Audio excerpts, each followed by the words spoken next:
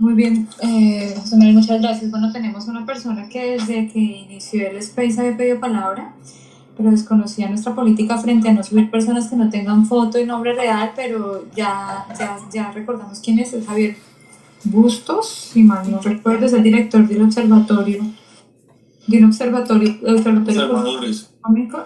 Sí, la cuenta es Observadores Políticos y Económicos. Y bueno, nada, la bienvenida para Javier y bueno, tu pregunta, muchas gracias. Muchas gracias por la participación. Soy Javier Bustos, los saludos de la ciudad de Barranquilla. Un abrazo a todos y gracias por la oportunidad. Doctor José Manuel, pues como siempre, muy grato poder hablar con usted, escucharlo. Usted es una persona que siempre en el gobierno nos contestó Twitter, cada vez que tenemos la oportunidad de cruzar palabra nos atendió y nos escuchó y nos guió pidiendo información que a veces nosotros queríamos hacer para investigación.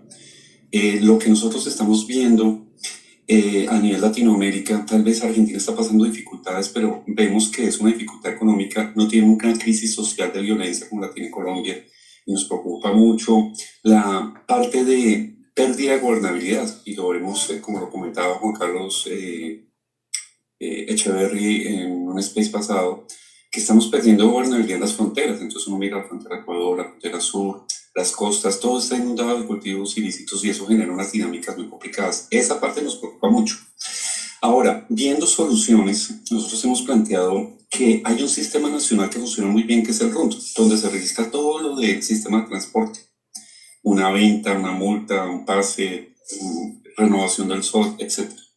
Nosotros quisiéramos proponer que así como en el sistema de transporte existe el RUNT, que el sistema de salud hubiera una base de datos nacional donde todas las EPS y todas las IPS registraran ahí esa información. El que tiene mejor sistema en inversión en dólares y funciona muy bien es Atesura. Entonces hay un sistema que es muy económico, que es el sistema, todo lo que se puede hacer en la nube, que es escalable a bajo costo.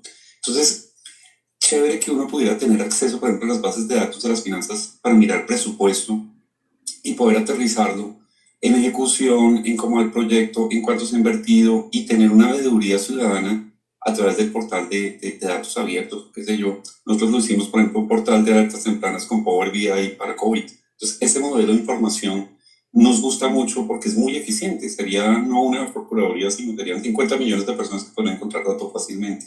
Entonces, me gustaría su opinión al respecto de estas dos cosas. ¿Cómo ve el tema de Colombia en esa evolución y cómo le parece este tema y si es viable?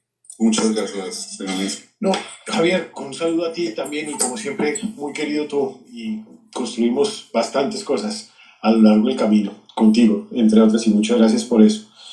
Yo creo que un escenario de inquietud, de preocupación genuina, legítima, es el eventual incremento de los cultivos ilícitos y su impacto en general en la sociedad, no solamente en la economía, en la sociedad. En la medida en que nosotros caminemos en un aumento aún mayor de cultivos ilícitos, esto de alguna manera pierde control por la cantidad de dinero, por lo que está involucrado detrás de ese dinero. Esa sí es, como decir, una alerta de inquietud y preocupación que la verdad se activa con lo que sucedió en los primeros meses de este año. Y vale la pena estar muy atentos a eso, con hechos, con datos, con información, porque ese sí es un motivo de preocupación.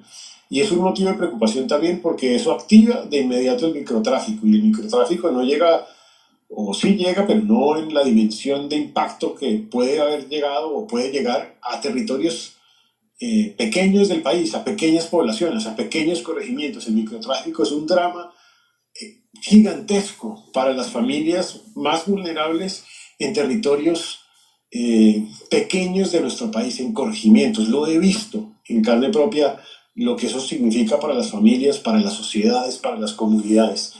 Y desafortunadamente eso se activa cuando crece la producción de cultivos ilícitos en Colombia, y en este momento estamos frente a esa eventual situación.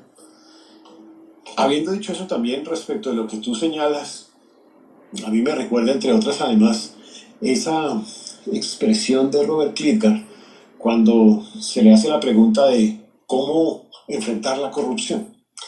Y dentro del camino para enfrentar la corrupción, él hablaba como de una ecuación donde dice: los caminos para enfrentar la corrupción son, en primer lugar, trabaje la disminución de poderes monopólicos. De eso hablamos al principio cuando hablamos de libertad económica, cuando hablamos de regulación. Él hablaba de cómo lograr una mayor accountability, y el accountability es tener acceso a información. Yo debo decirte, Javier, que hicimos un esfuerzo grande en el presupuesto de la Nación para tener acceso a más información. Y de hecho puedo decir, de lo que se tenía antes de 2018 a lo que se tuvo en 2022, hay un avance sustantivo. ¿Qué falta? Sí, y ese es un esfuerzo que tiene que continuar.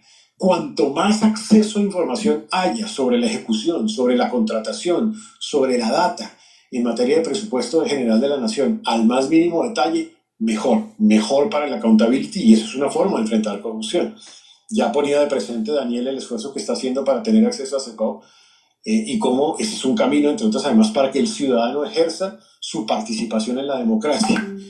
También cuando hay acceso a tecnología, la sistematización, y evitar al máximo la intervención en decisiones que se pueden tomar a través de sistemas de información, es una forma de enfrentar corrupción. Es decir, evitar tanta discrecionalidad en la relación privada o de la persona con el sector público.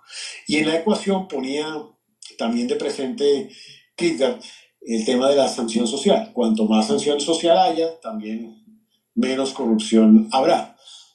Esto lo pongo de presente porque me parece interesante para esta conversación, porque tú estás hablando de algunos instrumentos que, desarrollados aún más, son no solamente un instrumento para la participación en la democracia del ciudadano, sino también son instrumentos de control y lucha contra la corrupción.